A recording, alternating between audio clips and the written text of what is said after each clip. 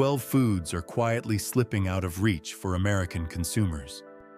But disappearing in 2026 doesn't mean you'll walk into Walmart or Kroger tomorrow and find empty shelves like during the pandemic. It's happening much more quietly. Prices go up week after week. Packages keep getting smaller.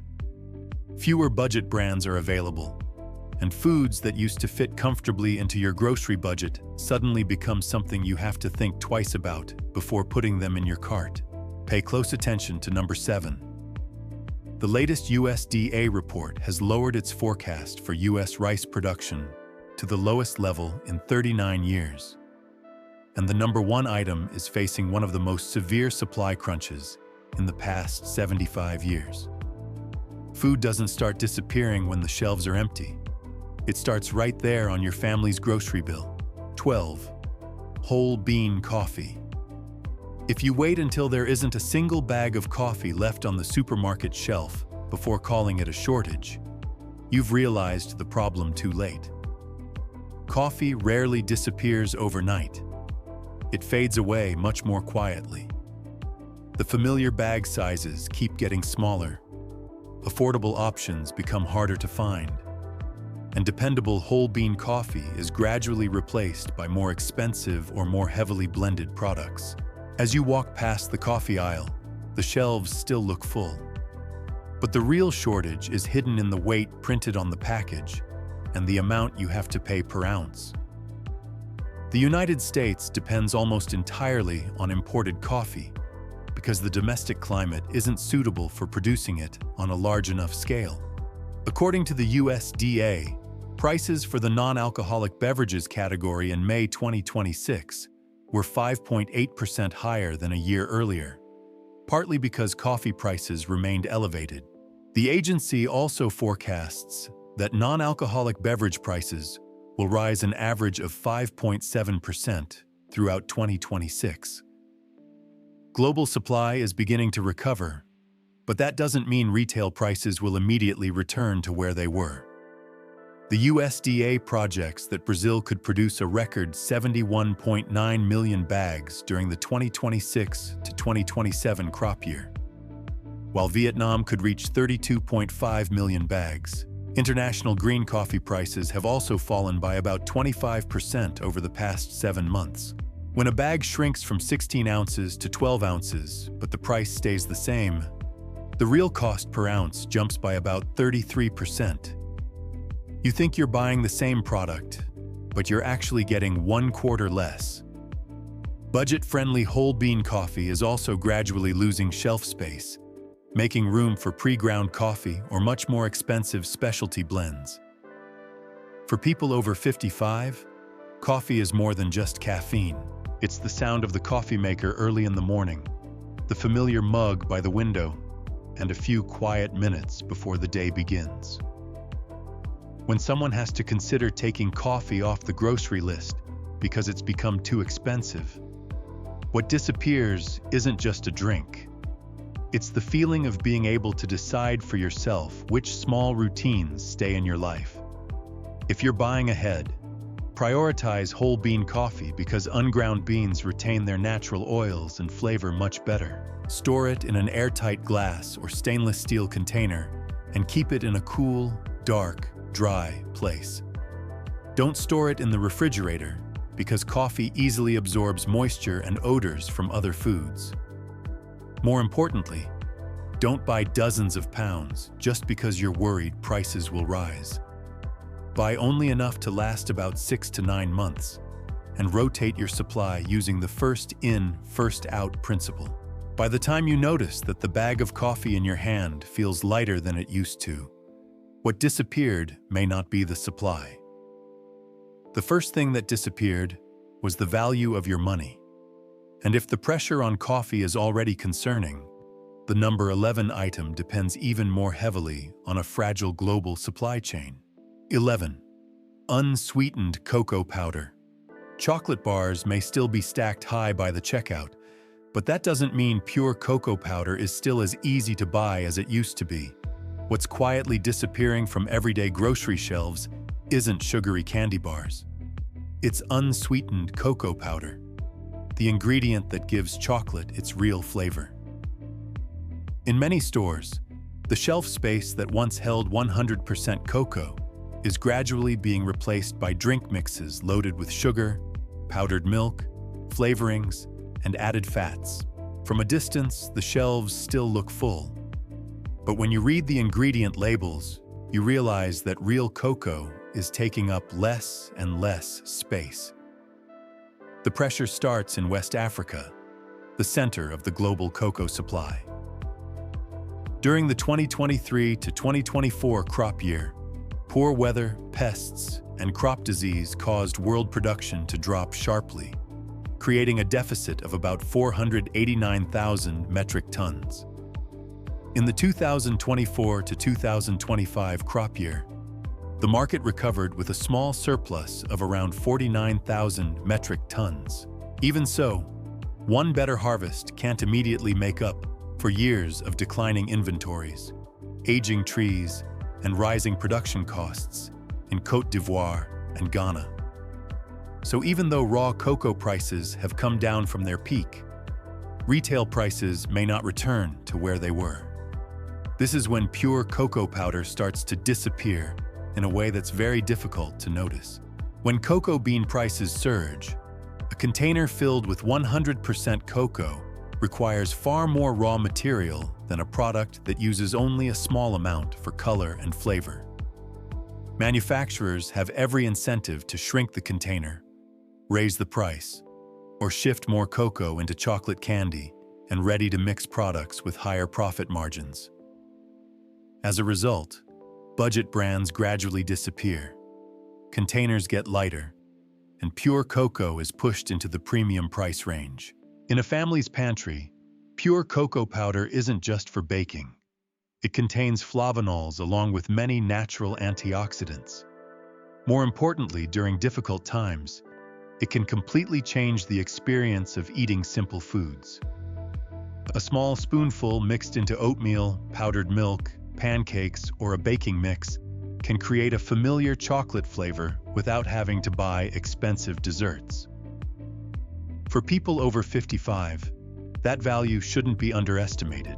When meals start repeating day after day, a flavor tied to the kitchen, the holidays, or family breakfasts can make a meal feel a little less like getting by. Sometimes, what keeps your spirits up isn't a big meal. It's one small detail that helps life still feel normal. Natural cocoa powder also stores better than finished chocolate because it contains much less fat that can turn rancid. Keep it in an airtight container in a cool, dark, dry place with a stable temperature. Never use a wet spoon. Don't store it near the stove, and always write down the date you opened it. If the powder develops an unusual smell, clumps from moisture, or shows any other signs that something isn't right, don't continue using it. Cocoa doesn't disappear because of an empty shelf.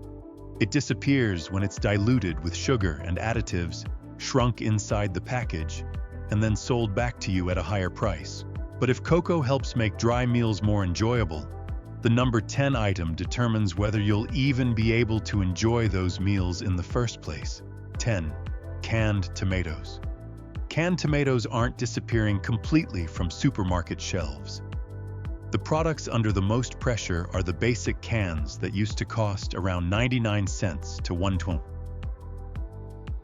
As costs rise, store-brand diced tomatoes, crushed tomatoes, and tomato sauce are often scaled back, while organic, imported, or premium products, priced between $3.50 and $5, take up more shelf space. CPI data for May 2026 shows that fresh tomato prices in the United States were 32% higher than a year earlier, reflecting just how volatile the market has become.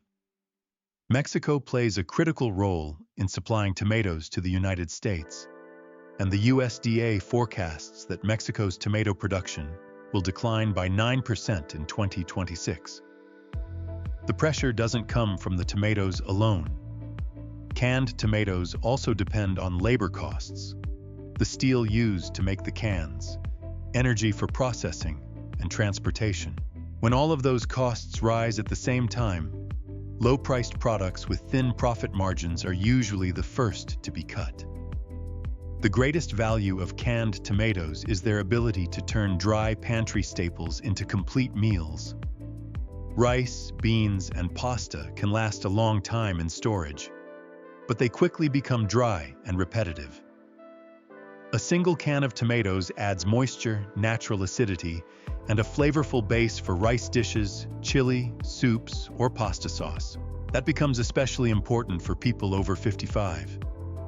During a prolonged emergency, losing your appetite can happen long before you actually run out of food. Tomatoes help stored meals keep their color, aroma, and familiar taste. Don't stock just one type. Diced tomatoes work well in soups and stews. Crushed tomatoes create a thicker texture. Tomato sauce is great for quick meals, while tomato paste delivers a rich flavor in a very small storage space. Choose cans that aren't bulging, leaking, rusted, or deeply dented along the seam. Store them in a cool, dry place, and always use the oldest cans first. Because tomatoes are highly acidic, don't buy more than your household can reasonably rotate through. Once tomatoes provide the flavor base for your dry pantry staples, the number 9 item will provide a liquid source of nutrition when the cold chain is disrupted. 9. Non-fat, dry milk. Powdered milk isn't usually the first item to disappear. But when a storm hits, the power goes out, or people realize the fresh milk in their refrigerator is about to spoil. Large, reasonably priced containers of powdered milk often sell out very quickly.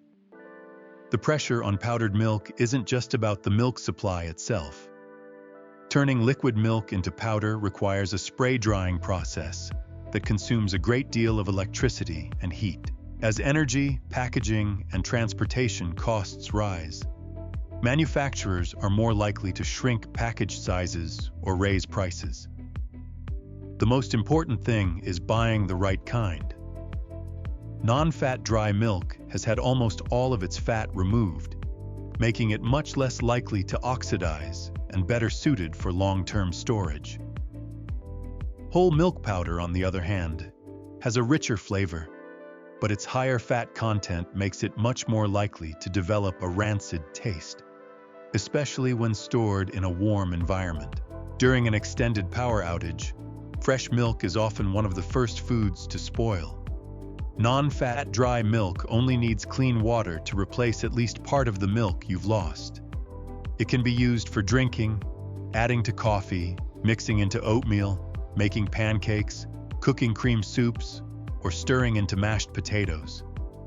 For older adults, it's a simple way to add extra protein and calcium when fresh food becomes harder to find. That said, powdered milk doesn't taste the same as fresh milk. Don't wait until an emergency to try it.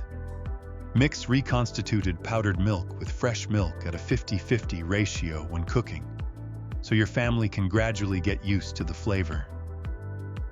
If you're stocking up, choose commercially sealed non-fat dry milk in metal cans or moisture-resistant packaging. Once opened, transfer it to an airtight container. Always use a dry spoon and write down the date you opened it. Store it in a cool, dark, dry place below 70 degrees. Don't assume that any container of powdered milk sealed inside a Mylar bag will last 20 years. If the product has absorbed moisture or wasn't packaged properly, it can still spoil. Powdered milk helps maintain nutrition when the cold chain is disrupted. But the number 8 item provides an even more concentrated source of energy that can be eaten immediately without water or cooking. 8. Peanut butter. Peanut butter isn't disappearing because the United States is running out of peanuts. The supply is still plentiful, but demand is shifting very quickly. As the prices of meat, eggs, and many other protein sources continue to rise, millions of families are turning to peanut butter as an affordable, filling, and convenient alternative. As a result, what disappears first isn't peanut butter itself, It's the large 40-ounce jars and the lower-priced store brands. Premium brands are still available, but they're often sold in smaller jars at a much higher price per ounce. The shelves still look full, but the most budget-friendly options are the first to disappear. Peanut butter is especially valuable in a food supply because of its high energy density. Just 2 tablespoons provide about 190 to 200 calories, along with roughly 7 grams of protein and 16 grams of fat. During a power outage, a snowstorm, an evacuation, or any time you can't cook, you can eat it straight from the jar without needing water, fuel, or equipment. It's also a familiar food for both children and older adults. A slice of bread with peanut butter can become breakfast, a quick lunch, or a high-energy snack. During a prolonged emergency, familiar foods make it easier for people to eat and help reduce the feeling that life has been turned completely upside down. That said, peanut butter doesn't last forever. The oils in peanuts can still oxidize and become rancid, especially when stored in a warm place. So buy only the amount your family will realistically use, and always use the oldest jar first. For room temperature storage, traditional creamy peanut butter is usually more stable than natural peanut butter made with only peanuts and salt, since the natural version separates more easily. Keep unopened jars in a cool, dark, dry place. Once opened, seal the lid tightly and check the smell and color before using it. Most importantly, make sure no one in your family has a peanut allergy before buying it in bulk. Peanut butter provides instant energy without any cooking, but if you want to feed an entire family for months at a low cost, the number 7 item is the true foundation of a long-term food supply. 7. White rice. White rice is one of the first foods families buy more of when household budgets come under pressure. It doesn't disappear completely from supermarket shelves. What usually sells out first are the well-priced 20 to 50-pound bags, while imported jasmine and basmati rice become more expensive because of shipping costs and trade fluctuations. The USDA's July 2026 Rice Outlook reports that U.S. rice production for the 2026-2027 marketing year is forecast at just 153.3 million CWT, down 21.9 million CWT from the previous forecast and the lowest level in 39 years. The main reason is a sharp decline in harvested acreage. Beginning stocks were also revised lower because exports during the previous marketing year came in higher than expected. To help offset the domestic supply, the USDA raised its import forecast to a record 49.8 million CWT. Even so, ending stocks are projected at just 30.9 million CWT, the lowest level in 4 years. As a result, the average farm price for rice was raised to $14.90 per CWT. That doesn't mean rice will suddenly disappear across the country. But with a smaller domestic supply, low-priced bags become much more vulnerable whenever demand spikes. Families who wait until a storm hits, the power goes out, or food prices surge before buying often end up paying more per pound for smaller bags. White rice is so valuable because it stretches almost any meal. A small amount of meat, 1 can of tomatoes, or a serving of beans may not be enough to feed the whole family. Cooked with rice, they can become a pot of casserole, soup, or a rice dish that feeds many more people. White rice is also better suited for long-term storage than brown rice. The oil-rich bran layer on brown rice makes it more likely to develop a rancid smell. White rice has that bran layer removed, making it much more stable. However, the often cited 25 to 30-year shelf life is only possible when it's packaged properly. Don't leave store-bought bags of rice sitting in the corner of your house. Divide the rice into mylar bags. Add appropriately sized oxygen absorbers. Heat seal the bags and place them inside food-grade buckets with tight-fitting lids. Store them in a cool, dark, dry place below 70 degrees. Never use oxygen absorbers with rice that still contains excess moisture. And don't stockpile a type of rice your family has never eaten. With U.S. rice production falling to its lowest level in 39 years, the large, well-priced bags will become the first ones people go looking for. And if rice is the foundation of a dry food supply, the number 6 item is something familiar that appears on the dinner table in almost every household. 6. Dry pasta. As meat, eggs, and fresh foods become more expensive, dry pasta has become one of the first choices families turn to when trying to cut the cost of dinner. A box of pasta that costs around $1.25, combined with tomato sauce, canned tuna, or a little ground meat, can make a hot meal for the whole family. That shift in demand is putting pressure on budget pasta products. Factories are still producing pasta, but retailers have a harder time restocking fast enough when millions of people switch to the lowest-priced boxes. The first sign is that 16-ounce store-brand boxes tend to sell out more quickly. Spaghetti, penne, and elbow macaroni, the most versatile shapes, are usually the first to go. Meanwhile, the shelves are increasingly filled with imported Italian pasta, gluten-free pasta, or bean-based pasta priced between $3.50 and $5 per box. Another sign is that familiar promotions like 10 boxes for 10 are showing up less often. The shelf price may not have increased dramatically yet, but the deep discounts are disappearing, pushing up what shoppers actually pay. The main ingredient in high-quality pasta is durum wheat. Unusual weather in major growing regions can reduce grain quality and protein content. Beyond the raw ingredients, pasta prices are also affected by the cost of electricity to run extrusion and drying equipment, paperboard packaging, adhesives, labor, and trucking. If demand for lower-cost foods continues to rise, store-brand packages and standard-size boxes are likely to face the greatest pressure. Shoppers will still find pasta, but they may have to buy more expensive brands, less common shapes, or pay a higher price per pound. In a food supply, pasta is extremely versatile.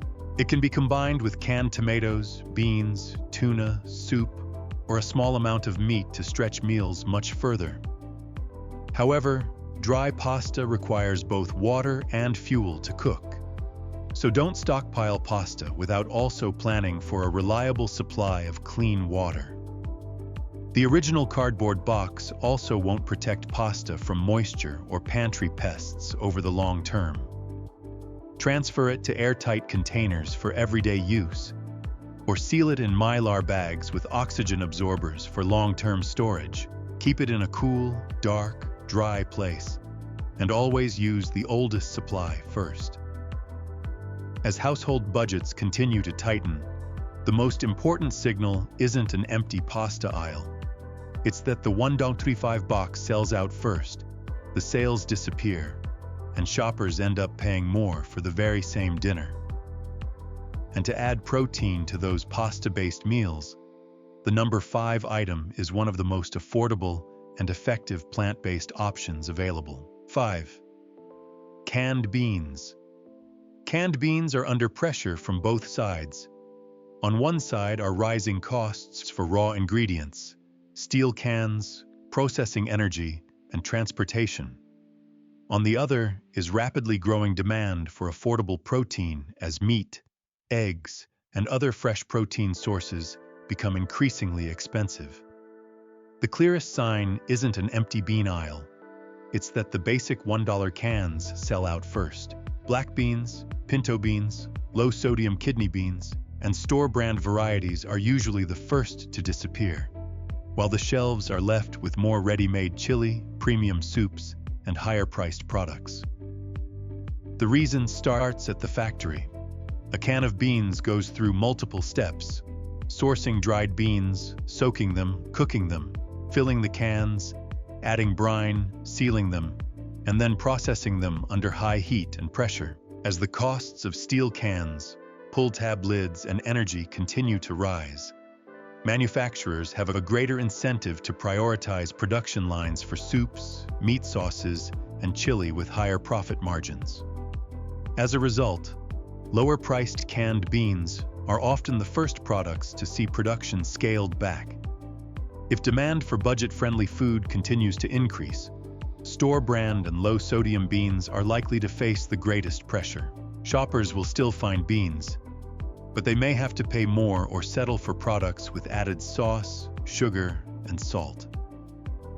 During a power outage or fuel shortage, canned beans have a clear advantage over dried beans.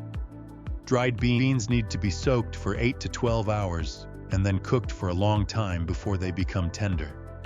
Canned beans are already fully cooked and can be eaten straight from the can without additional clean water, natural gas, or electricity. They're also a good source of plant-based protein and fiber, helping you stay full longer. For older adults, low-sodium varieties are the better choice for managing salt intake. If only regular beans are available, you can drain and rinse them before eating if water is available. Stock a variety of beans. Pinto beans pair well with rice or can be mashed. Black beans work well in salads and stews. Kidney beans are ideal for chili. Cannellini beans are great in vegetable soups. Always check that the cans aren't bulging, leaking, rusted, or deeply dented, and always use the oldest cans first. Canned beans provide protein without any cooking. But to turn stored ingredients into meals people actually enjoy eating, every pantry still needs the number 4 item, the one many people don't think about until the last bottle is empty. 4. Cooking oil. The U.S. cooking oil market isn't facing widespread shortages in 2026. A relatively stable domestic soybean supply has helped soybean oil and other common vegetable oils remain more affordable. The greatest pressure is on higher quality imported oils, such as extra virgin olive oil, sunflower oil, and avocado oil. Prolonged heat and drought in Spain, Italy, and Greece have reduced olive production over multiple harvests. While domestic vegetable oil prices may ease slightly, imported olive oil remains expensive because of limited supplies, higher processing costs, and rising transportation expenses. The clearest sign on store shelves is that 1-liter bottles of olive oil are being replaced by 750 milliliter or 500 milliliter bottles, without a comparable drop in price. Avocado oil and refined coconut oil are also becoming harder to fit into the budgets of people living on fixed incomes. At the same time, more blended oils are appearing on store shelves, made primarily with lower-cost soybean or palm oil, while the front of the bottle still features olives or sunflowers. That's why it's important to read the ingredient list instead of judging the product by the front label. Cooking oil isn't just for frying or keeping food from sticking. Every gram of fat provides about 9 calories, more than twice the calories of protein or carbohydrates. Even a small amount of oil adds valuable energy to rice, beans, pasta, and vegetables. Fat also helps the body absorb vitamins A, D, E, and K. If imported oil prices remain high, shoppers are likely to see smaller bottles, fewer sales, and more blended products. Even so, don't let that convince you to stockpile dozens of gallons. Cooking oil is damaged by 3 main factors: oxygen, light, and heat. As it oxidizes, it develops a rancid smell, a bitter taste, or an odor similar to old paint. Buy only the amount your family can use within 12 to 18 months, and choose dark-colored bottles or metal cans whenever possible. Store oil in a cool, dark cabinet away from the stove, windows, and any heat-producing appliances. Once opened, always keep the cap tightly sealed and use the oldest bottle first.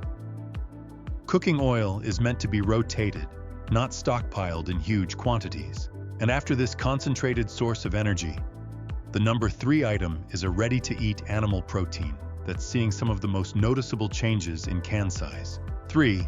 Canned tuna. The biggest pressure on canned tuna today isn't the number of cans on the shelf. It's how much actual tuna buyers are getting. The cans keep getting smaller. The amount of water or oil keeps increasing, while the selling price barely changes. The tuna supply chain depends on many costly steps: fuel for offshore fishing vessels, onboard freezing systems, labor for processing the fish, metal cans, and international shipping. Fishing regulations designed to protect tuna populations can also limit the amount of fish brought to port. As these costs rise, manufacturers often choose to shrink the can instead of raising the price too sharply on the label. The clearest sign is that the standard tuna can, which once weighed about 6 ounces, is now commonly 5 ounces. Some products are now just 4.5 or even 4.2 ounces. More importantly, the weight shown on the front includes the water or oil. After draining, the actual amount of tuna can be significantly less. That's why you shouldn't compare cans by price alone. Check the net weight, the drained weight if it's listed, and the price per ounce. A can that's a few cents cheaper doesn't necessarily give you more tuna. Canned tuna is still a complete source of protein that's tender, convenient, and ready to eat without cooking. It can be eaten with crackers or mixed into pasta, rice, or beans to make a quick meal during a power outage. For older adults, its soft texture also makes it easier to eat. When choosing tuna, light tuna is usually less expensive and generally contains less mercury than albacore. Albacore has whiter meat, larger pieces, and a milder flavor, but it's usually more expensive. Tuna packed in water is a good choice if you're watching calories, while oil-packed tuna provides more energy for a long-term food supply. Choose cans that aren't bulging, leaking, rusted, or deeply dented along the seam. Always rotate your supply by using the oldest cans first, and don't stockpile more than your family normally uses. Canned tuna is under pressure from rising offshore fishing costs, all the way to shrinking can sizes at the supermarket. And the number one item is an even more expensive version that's gradually being pushed out of many families' budgets. 2. Canned salmon. Canned salmon is slipping out of many families' budgets long before it disappears from supermarket shelves. Since it already costs more than canned tuna, an increase from about $4.50 to $6.50 per can is enough to make many shoppers think twice and put it back on the shelf. The main reason is the supply of wild salmon. Much of the high-quality canned salmon sold in the United States is made from pink or sockeye salmon caught in Alaska. The harvest varies with spawning cycles, ocean temperatures, and weather conditions. After the catch, the fish still has to be processed at coastal facilities that depend heavily on seasonal labor, energy, metal cans, and the high cost of transporting products from Alaska to the lower 48. The clearest sign on store shelves is that the reasonably priced 14.75-ounce cans of pink salmon are becoming less common. In their place are 5-ounce cans with eye-catching packaging and labels like wild caught or premium, but at a much higher price per ounce. Red sockeye salmon is even more expensive and is gradually becoming something many families buy only for special occasions. Even so, canned salmon remains an outstanding source of nutrition. It provides complete protein along with omega-3 fatty acids, such as EPA and DHA, which support heart health and brain function. That's an especially important advantage for older adults when fresh foods become harder to afford. Many traditional canned salmon products also include the soft bones. The bones are softened during pressure cooking, so they can be mashed and eaten along with the fish, providing extra calcium. If you don't like the texture, you can mash them thoroughly before mixing the salmon with rice, pasta, crackers, or making salmon patties. If the costs of harvesting, processing, and transportation remain high, the trend towards smaller cans and more premium products is likely to continue. That's why it's important to compare the price per ounce instead of looking only at the price per can. There's no need to buy dozens of cases. Pick up a few cans at a time when there's a genuine sale. Choose the varieties your family already eats, and check the origin on the label. At the same time, don't assume that every farm-raised salmon product contains antibiotics or additives. Judge each product by its ingredient list and specific certifications. As salmon and tuna become more expensive, many families will turn back to the fresh meat department, where the number one item is facing the most severe supply pressure in decades. 1. Beef. Ground beef and canned beef. Beef ranks number 1 because the supply pressure is clearly reflected in the official data. As of January 1, 2026, the United States had just 86.2 million head of cattle and calves. The beef cow herd declined by 1%, the calf crop fell by 2%, and the number of cattle on feed dropped by 3% compared with the previous year. This isn't a problem that can be fixed in a single season. Breeding cows must be kept for reproduction, remain pregnant for about 9 months, give birth, and then raise their calves through multiple stages before they reach market weight. When ranchers begin retaining more breeding cows to rebuild the herd, even fewer cattle may reach the market before supplies eventually recover. The USDA projects that beef production could continue declining through 2027 before gradually increasing again. The first sign at the supermarket is that steaks and roasts become more expensive, pushing shoppers toward ground beef. As demand shifts to the more affordable option, the well-priced 3 to 5 pound value packs can sell out quickly, leaving mostly 1 pound packages or higher fat blends on the shelf. Lean ground beef, such as 90-10 and 93-7, may become too expensive for people living on fixed incomes. Sales on meat nearing its sell-by date also become less attractive because retailers no longer need deep discounts to clear inventory. The pressure then spreads to the canned meat aisle. Corned beef, roast beef, and beef stew may become more popular because they don't require freezing and can be stored for a long time.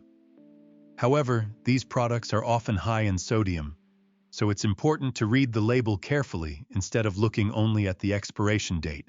Don't buy more fresh beef than you can safely keep frozen. A prolonged power outage could cause all of that meat to spoil. Compare the price per pound, divide the meat into smaller portions, and use beef as a flavoring ingredient rather than the centerpiece of every meal. 1 pound of ground beef combined with beans, tomatoes, rice, or pasta can make a large pot of chili or meat sauce that lasts for several meals. Beef won't disappear from supermarkets overnight, but affordable packages, leaner ground beef, and lower-priced canned beef will continue to face the greatest pressure first. Quietly disappearing is not a call for panic buying. It's an early warning to pay attention to rising prices, shrinking package sizes, and the gradual disappearance of budget-friendly brands. Don't buy all 12 items at once. Choose the 3 your family uses most often.